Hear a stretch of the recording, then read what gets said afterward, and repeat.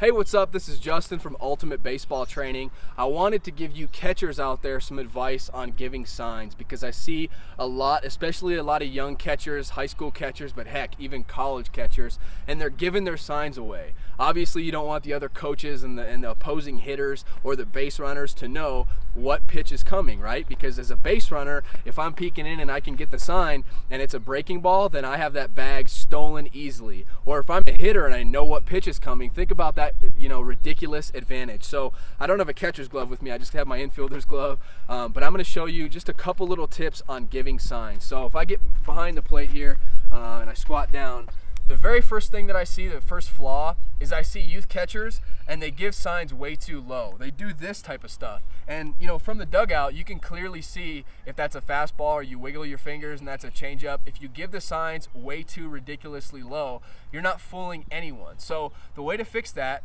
is just reach in and feel for the inseam of your pants, okay? You're gonna feel for that inseam, and that's probably really good height. So that inseam, and then you can give, fastball, whatever, you can start calling your pitches, but as long as you're at that inseam height, then that's probably going to be really good. Another tip is to just hang your glove off of your left side like this, okay? Don't have your glove behind your back or, out or anything like that. That's a good place for your glove to just hang it right here, and you want to kind of just make sure that there's nobody on that third base dugout that's trying to pick off your signs, or the third base coach or anything like that.